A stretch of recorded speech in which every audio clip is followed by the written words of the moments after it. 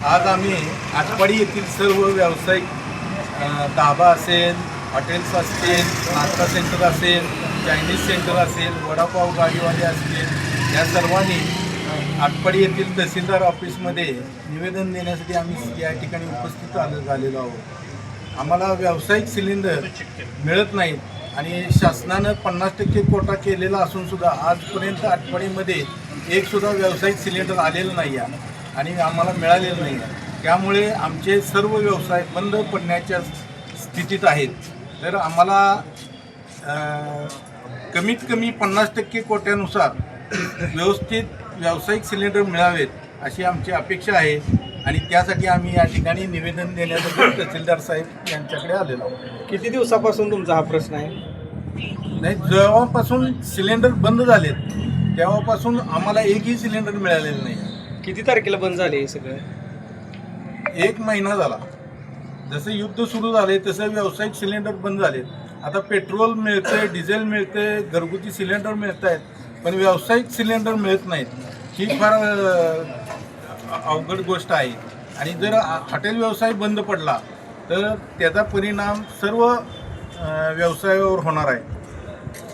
आता तहसीलदारांशी तुम्ही चर्चा केली, काय मत आहे त्यांचं? पुरवठा विभाग काय भूमिका घेईल? त्यांनी आता निवेदन पुढं जिल्हा पुरवठा विभागाला त्यांनी कळवणार आहेत की आटपाडीतून असं निवेदन आलेलं आहे, तर आटपाडीसाठी सुद्धा 1 कोटा असावा, त्यातून सिलेंडर मिळावेत आणि काही लहान व्यावसायिक असतील, मोठे व्यावसायिक असतील, त्यांना एक तरी सिलेंडर मिळावा आणि त्यातनं आपला व्यवसाय चालू ठेवण्यात त्यांना. आता काय तजवीज केल्या तुम्ही? नजर चुकीने छोटा सिलेंडर सापडला तर त्याच्यावर कारवाई करण्यात येऊ नये एवढी विनंती आहे. आमची माहिती अशी आहे की गॅसधारकाने म्हणजे एजन्सी आल्याने त्यांनी ब्लॅकमेल सुरू केलेलं आहे आणि जो 800-900 रुपये देईल त्याला मोठ्या प्रमाणात सिलेंडर जातं.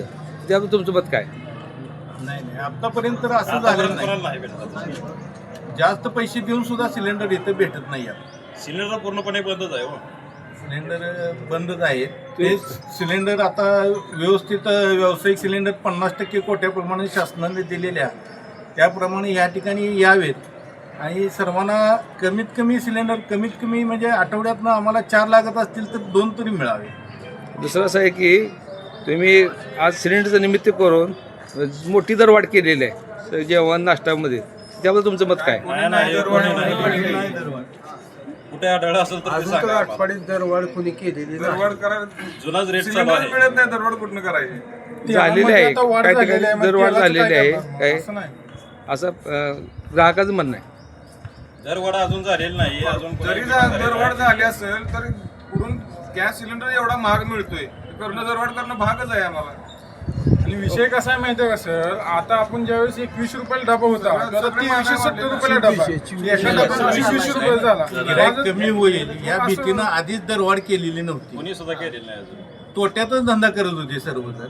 आता थोडीफार आता अजून पुढे जरा वाढेल दरवाढ. प्लास्टिक वाढले, सगळ्या गोष्टी वाढल्या. प्लास्टिक वाढले, किराणा सुद्धा वाढलाय ना सगळं. किराणा वाढला. या.